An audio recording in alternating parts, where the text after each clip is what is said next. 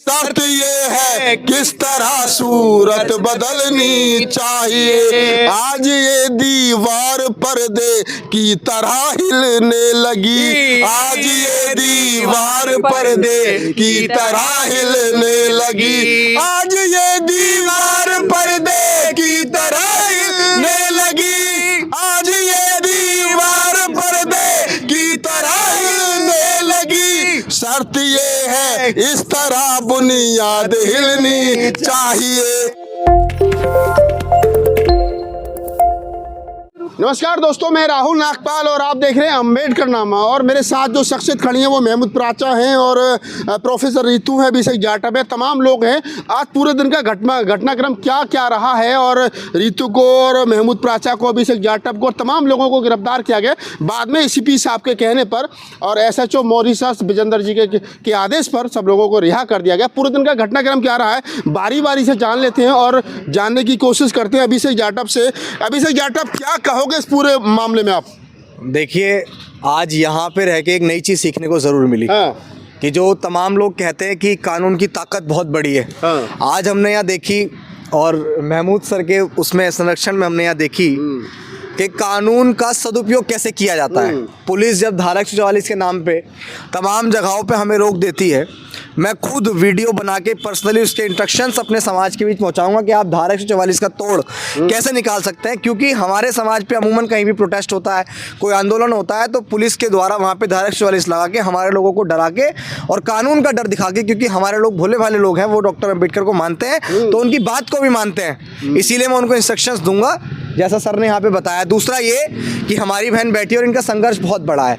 मैं बार बार इनको सैल्यूट करता हूँ और बार बार इनको धन्यवाद भी देता हूँ कि आप उन तमाम लोगों के लिए धीरे धीरे प्रेरणा स्रोत बनती जा रही हैं, जो महिलाएं, जो बच्चियाँ अपने हक की लड़ाई नहीं लड़ पाती हैं। आज भी गाँव देहातों में ऐसी जगहें हैं जहाँ हमारे साथ बहुत शोषण होता है, लेकिन इनकी तरफ से एक नज़्म मैं पढ़ूंगा यहाँ पे और उस नज़्म के बाद के अब के सारी हदों से गुजर जाएंगे, हो मत समझना डराने से डर जाएंगे। और ये बात मैं उनको कह रहा हूँ जो लोग बार बार पुलिस को भेज के हमें लाठियों का, गोलियों का डर दिखाते हैं, उन लोगों के लिए। और बहन की तरफ से मैं ये बात कह रहा हूँ कि अब के सारी हदों से गुजर जाएंगे, हो मत समझना डराने से डर जाएंगे, हो मौत के नाम का खौफ देता है क्यों, मौत जिस रोज आए मर जाएंगे। यहाँ जिंदगी एक है, जिएंगे भी शान से और मरेंगे भी शान से। और डॉक्टर अंबेडकर का संविधान जब तक जिंदा है, मैं ये विश्वास दिलाता हूँ कि हमारे न्याय की कोई भी लड़ाई होगी, हम उसको हारेंगे नहीं, हम जीतेंगे। आज का जो भी रहा वो भी यही रहा कि पुलिस ने अपना दम दिखाया और कानून की ताकत ने अपना दम दिखाया। अभिषेक जाटव है और सोशल एक्टिविस्ट हैं, शायर हैं।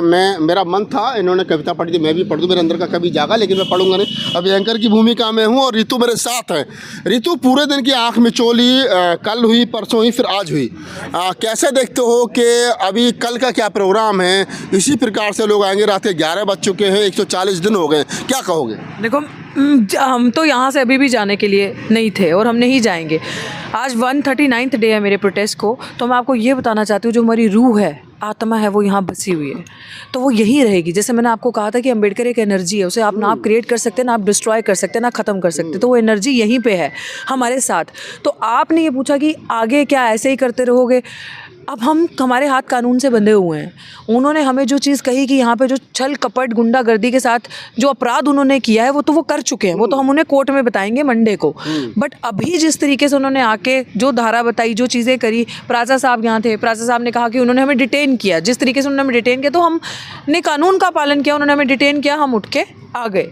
अभी हम यहाँ खड़े, इसी मजबूती से कल फिर हम यहाँ पे आएंगे 12 बजे और पूरा दिन यहाँ प्रदर्शन करेंगे और रात भी करेंगे। अब कल से प्रदर्शन हमारा शुरू है। आप कह रहे हैं कल से हमारा प्रदर्शन शुरू, लेकिन हमें भी कुछ एज ए पत्रकार कुछ कहना है गुप्तचरों से पता चला है, सूत्रों के हवाले से पता चला। और सूत्रों का नाम तो सुप्रीम कोर्ट भी नहीं पूछता, महमूद प्राचा साहब को पता होगा।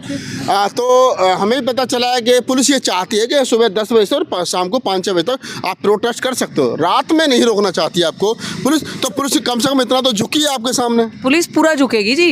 अम्बेडकरवादियों के पास तोड़ है हर बात का। संविधान के बाहर हमने जाना नहीं। पर ये तो संविधान है ना, ये कोई ऐसा वैसा हलवा तो नहीं है कि जो ये जैसे मर्जी 144 की जो धारा है 44 की, तो जैसे मर्जी अपने तरीके से चला ले। हम कह रहे हैं हम रुकेंगे, दिन में भी रात में भी धरना जैसे ही चल रहा था वैसे ही चलेगा, क्योंकि हम मांग कह रहे हैं जस्टिस। तो जस्टिस, न्याय चाहिए हमें। हम थोड़ी ना यहाँ बैठे हैं कि पर्सनल स्वार्थ के रोटी के लिए, रोजगार के लिए हम बैठे हैं, न्याय के लिए।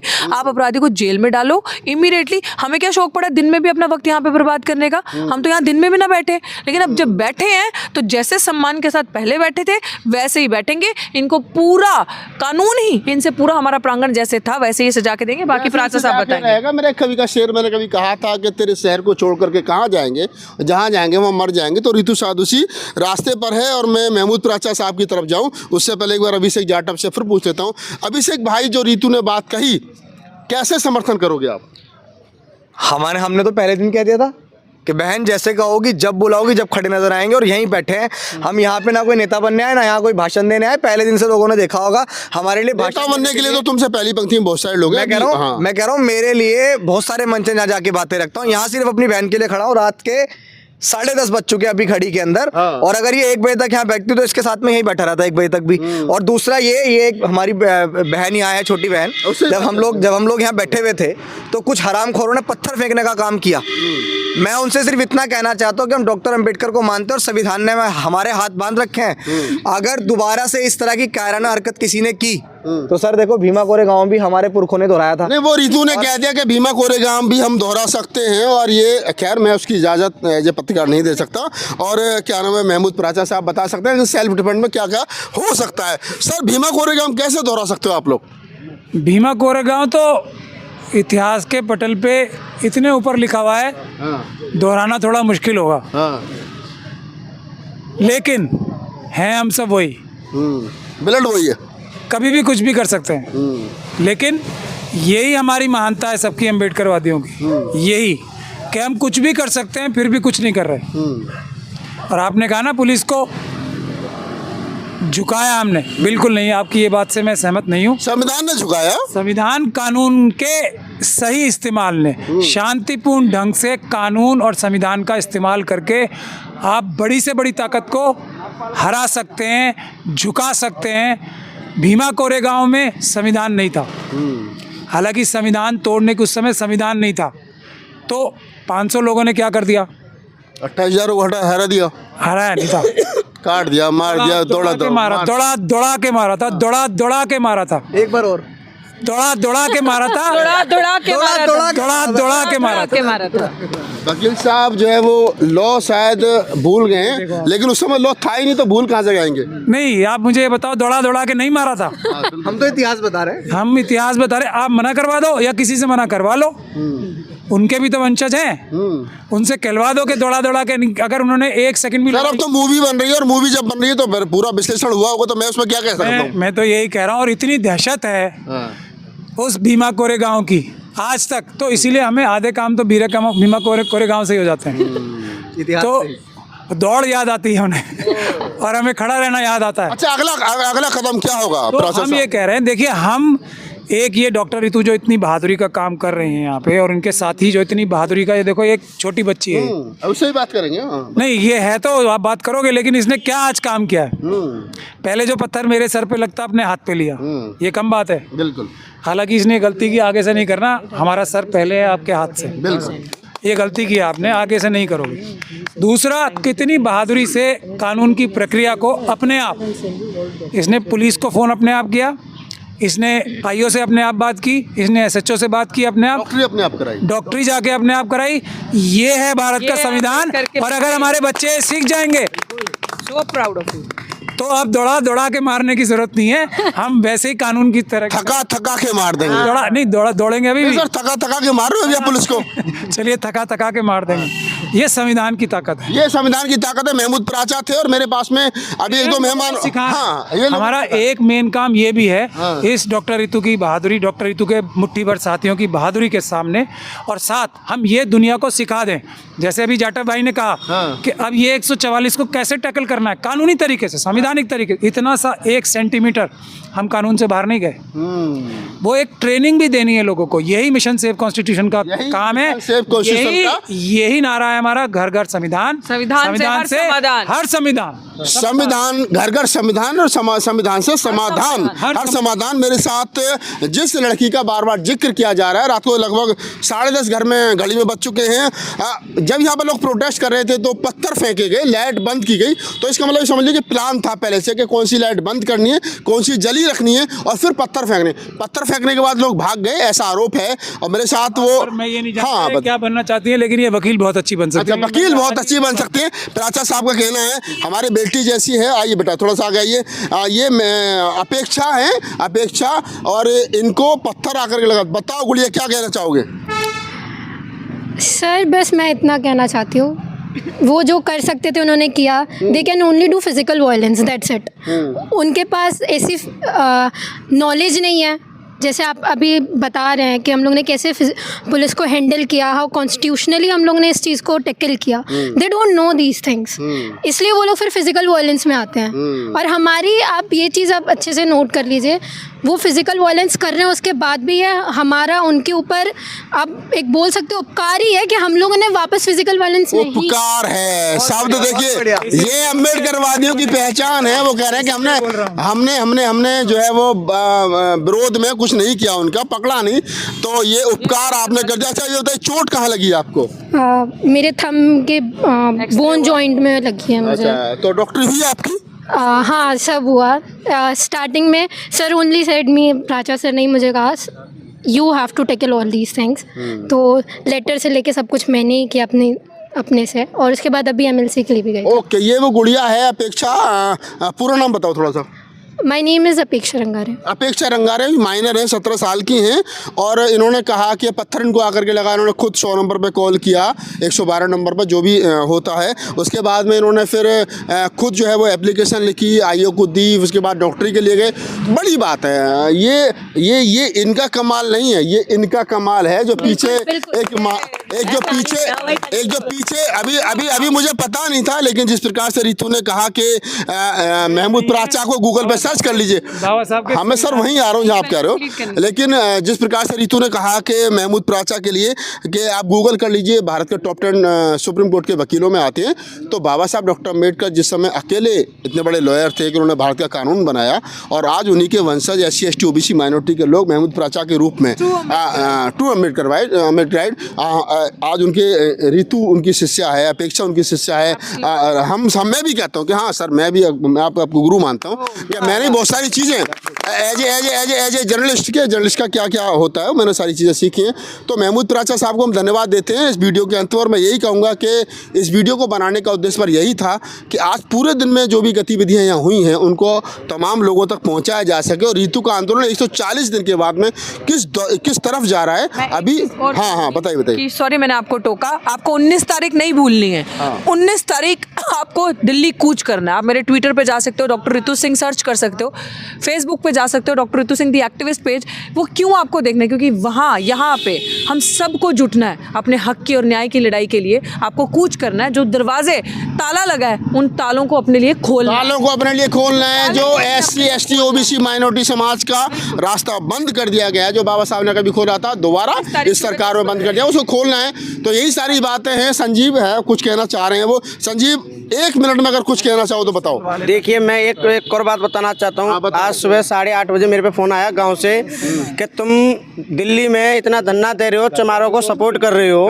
मैं आज ये कह रहा हूँ उन लोगों को जो ये बात बोल रहे हैं, ये हम तुम्हारी बेटियों को सपोर्ट कर रहे हैं, तुम्हारे आने वाली समाज को सपोर्ट कर रहे हैं। कि ये लोग जो मनुवादी लोग हैं, जो तुम्हारे समाज पर और तुम्हारे बेटियों पर अत्याचार कर रहे हैं, वो हम भ्रष्टाचार को खत्म करना चाहते हैं। और मैं बता दूं कि संजीव तोमर जाति से जाट हैं और जाट कम्युनिटी बोले तो ओबीसी और पश्चिम उत्तर प्रदेश में जाटों की बड़ी अच्छी तादाद है। और मैं सिर्फ साथी और रह गए। हाँ मैं भी ले लेता हूँ अपनी बहन के लिए। हाँ, तो मैं ये कहना चाह रहा हूँ कि उनका जो कहना है संजीव का, अगर जाट बेटियों को, पहलवान बेटियों को खदेड़ा गया तो उसमें उनका भी कहीं ना कहीं अगर एकजुटता होती तो नहीं खदेड़ा जाता। आपका क्या नाम है, नाम बताइए। मेरा नाम मेहताब खान है और मैं अपनी रीतू बहन के लिए जो लक्ष्मीबाई है, हकीकत में मैं इनको सलाम करता हूँ कि ऐसी बेटियों की इस देश में ज़रूरत है, फूलन जैसी बेटियों की ज़रूरत है। और इनके लिए मैं शेर कहूँगा, ज़्यादा कुछ नहीं बोलूँगा कि सरफरोशी की तमन्ना अब हमारे दिल में है, सरफरोशी की तमन्ना अब हमारे दिल में है, देखना है जोर कितना बाजुए कातिल में, देखना है जोर कितना बाजुए कातिल में है। हमारे बीच में छात्र नेता जो हैं वो आशुतोष हैं और मुरादाबाद से आते हैं। वर्तमान में दिल्ली यूनिवर्सिटी में जो है वो भीम आर्मी की जो स्टूडेंट विंग है उसके नेता हैं। नीला गमछा गले में डाल करके रहते हैं, टाइट वाइट बिल्कुल सूटेड वूटेड। आपकी यूनिवर्सिटी का जो है वो दरवाज़ा बंद कर दिया गया जहाँ पढ़ते हैं। भीम आर्मी गायब है, आप खुद जो है वो नहीं जा पा रहे हो, 3 किलोमीटर घूम करके जा रहे हो, क्या कहोगे?